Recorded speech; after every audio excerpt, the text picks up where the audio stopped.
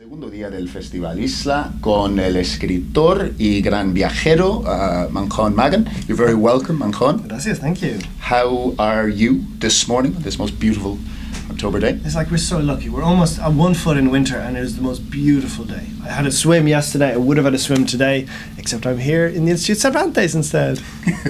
Well, you're most welcome. This is an annual festival and we're delighted to have you here. I want to ask you, you mentioned that you swam yesterday in a lake in the Midlands. You're a great traveller,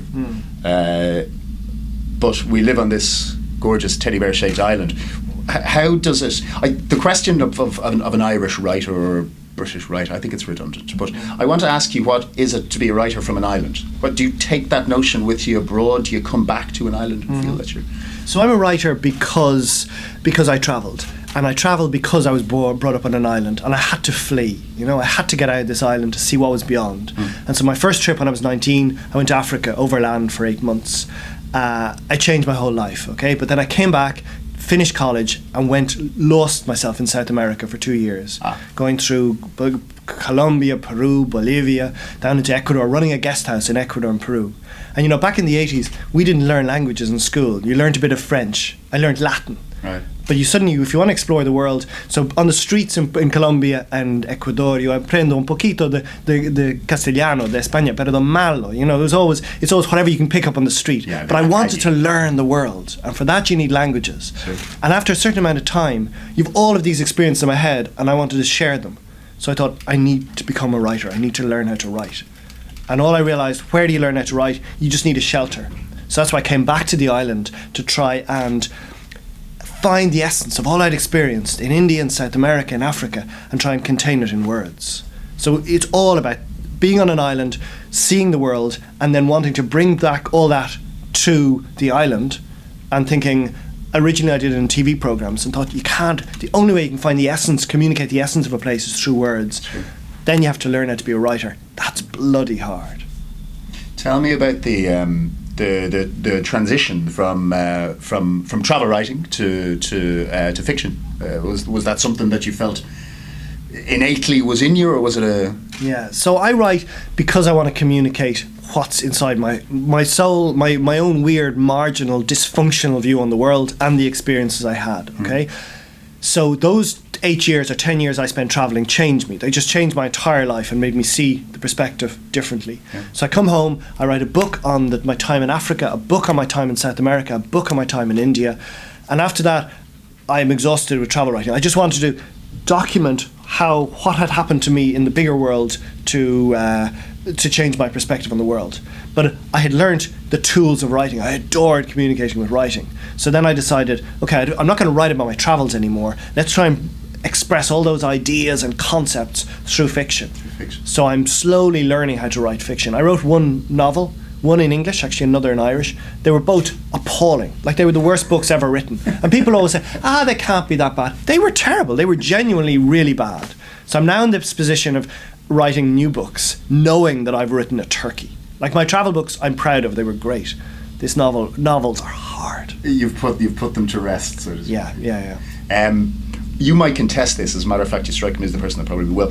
For my money, the best travel book that's ever been written is a book called The Colossus of Marusai by Henry Miller. Oh yeah. I've never read that. I just never read that. Or Miller's. Get it? It is absolutely brilliant. He's a madman. Henry Miller is somebody who is possibly clinically insane in the most beautiful of ways. He tells this lovely story of how he's trying to communicate with this old Greek man through the medium of dance, and he's not joking at all. He's very, very serious, very earnestly describing it, and he makes a very beautiful point. He says to communicate with people in a different language, you don't need to speak the language, you need to be fluent in enthusiasm. What a lovely phrase. Am I wrong in saying that applies completely to you? Oh, in all of us. So you're right. Am I mad? Basically, if Miller is insane, am I insane? Yes.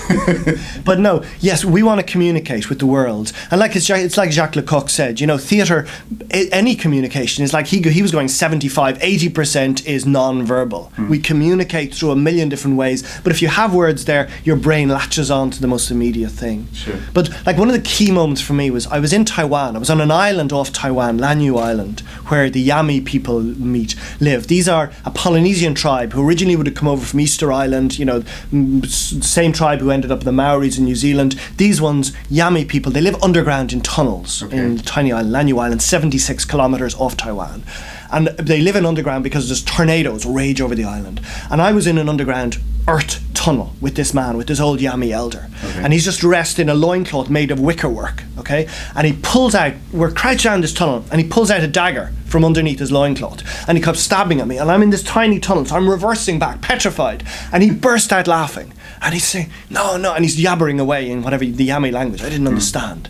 But he could see the fear in my eyes. So he puts away the sword, stops yabbering, and he starts to sing. And he just starts to sing, and it's dark, and I'm smelling the rice which is being cooked in the tunnel under the ground in this humid, fetid place. And I'm relaxing in the singing, despite of myself. And then his granddaughter, Shonala, comes in, and he says, gets his granddaughter to translate. He says, we here, we're on an island. We are fishing people. You are from your own island. You are fishing people. We have our own creation myths, and we sing. We've always sung our songs. You must have your own songs from your own island people. And by singing my song, I can communicate with your song. And I was frigging floored. This man had a way bigger view of the world and of how language can help, but there's way bigger ways that can connect us. Song? You know? Yeah. Let's see, all of us, our stories, who we are, our humanity. Yeah. What song did you sing? Did you... What it reminded me of... So I was brought up in Dublin, okay? But we used to spend our summers down in Kerguelen, in the Kerry Peninsula, the Dingle Peninsula, going around the old Blasket Islanders' houses. My brother was precocious, and he'd lead me around from one cottage to the other. And they would tell either old Blasket Island stories or old songs. So they were the ones that were coming into my head. I didn't have the courage to sing a Blasket Island song back at him. Yeah, but Shin and Nosk of Winme, a direct connection between his cultural lore coming in from his island and those Blasket songs connecting. Wonderful. Yeah. My father, when he travels to the north of Spain, our friends, our people over there, stay in a street called Calle Zumalacárregui, right? Now, he's from Westmeath, and I'm sure you know a little town called Ballinacárregui. Yeah. He just calls it Ballinacárregui, so no problem. Just calls it Ballinacárregui. And further, the Basque word for next stop on a tram is Uringugeltoki, and the girl sings it, and it sounds exactly like a Hirna Din Trokera. So my father has this direct connection between Irish and Basque that makes no sense whatsoever, but for him it means an enormous amount. Wow. I mean, do you come across this with the Irish language abroad? Yeah, so when you think, so like, I write travel books, but before that, my brother and I spent 7 years going around the world making travel documentaries. And the idea in 1996, the Ireland had money, and the government decided, let's save the Irish language, let's at least have an Irish station. I was living up in a cave in the Himalayas, and my brother came out with a camera, and he said, we're making a TV program. So we spent 7 years going to marginal cultures. We realised the Irish language is a marginal language on the very edge of a culture. So we went out to other minority cultures, found minority language, and talked to them. The program's got good.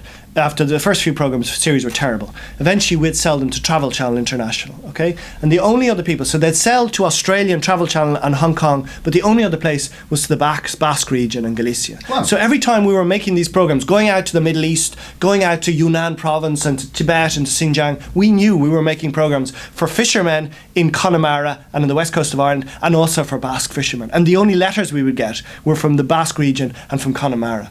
So I spent 7 years of my life exploring marginal cultures around the world for two unique cultures in Europe. So that connection cannot be stronger in my head.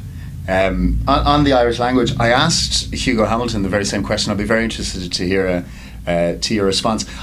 From a kind of conceptual point of view, the lack of the verb to have in the Irish language, what kind of impression has this left on us as people and as writers? Yeah, so we haven't really fully understood this yet. So the Irish do not have a possessive case. We do not say, I own something. We say, the thing is beside me in my vicinity at this time. It's classic Native American thinking. You are an incarnation for a temporary time in a world. So every time when we bring God into the Irish language so much, Diarut, Lecún of Day, Benach Deart, people think that's we're under the strings of Catholic Church. No, we're going back to animistic belief that God is in everything. So you always invoke God because we are part of God. It's this classic pagan animistic belief that was in all pre-modern cultures. And part of that is, if God is in everything, I don't own anything. I am passing through, sharing things with other people. And it is in every sentence we speak in Irish, but I don't think our minds have taken hold of this yet. Because I just think we had this 200 years of trauma, and we haven't realised that this language is the key to finding who we are in the world. That we're a people connected by universe and life force, by quantum energy, but whatever the hell, but by God to everything, and we cannot own anything. It's a really evolved language, but I don't think we become aware of that yet. I've heard that said, that you can't be you cannot be agnostic and speak Irish. Mm-hmm. That doesn't make any sense to me. I think that song Tá Pucad Buile is one of the most sacrilegious songs I've ever heard in my life. No, so it's that God is not the God of Rome, of the Vatican. It is a way more profound. It is the wind in the trees. It's the honey dew. It is just all of that vibrancy of life that animates, that connects us off. It's the drop of water that, had we not had this morning, we wouldn't be having this conversation. We'd be hallucinating. It's the air that's in our lungs. That is the divineness that is in the language. But how near that is, that is so repressed in the language at the moment that it only takes tiny little dribbles rarely come up and make us aware of that vibrancy. Do you see it as particularly exclusive to Irish? No, it was in all primitive languages. And just that veil of modernity and the veil of the church and orthodoxy has come over all our worlds, all of us shared, but the primitive languages and the modern languages have it. But this is the first generation where we've lost that meaning and that connection and rootedness in who we are, and we're seeming to be willing to dive back and refine those connections so that we have a sense of who we are again. And tell me, rather than reaching out towards yoga and bloody, Eastern thought. How we're approaching a number of centenaries in the horizon. World War I this year, of course, very contentious issue. As a writer, as somebody who focuses on the creative realm, do you see a responsibility on the part of creative people to be engaged, to be socially engaged in what is coming, what is approaching us? Yeah, I think the First World War is far more interesting. The 1916, that's just a celebration of nationalistic struggle, which is something that happens to every nation.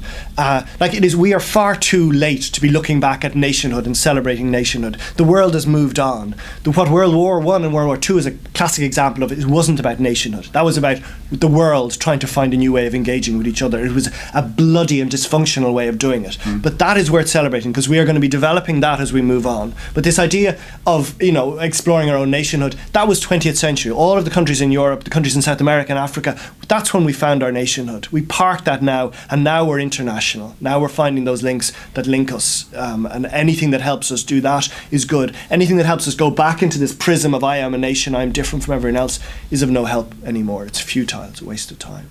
It should be honoured, what happened in the 20th century. Now we need to move on and focus on the issues and problems and challenges and potentials that are ahead of us in the 21st. Manchán, it's an absolute pleasure to talk to you. Cuir sé pleasure an dán orm. Gracias.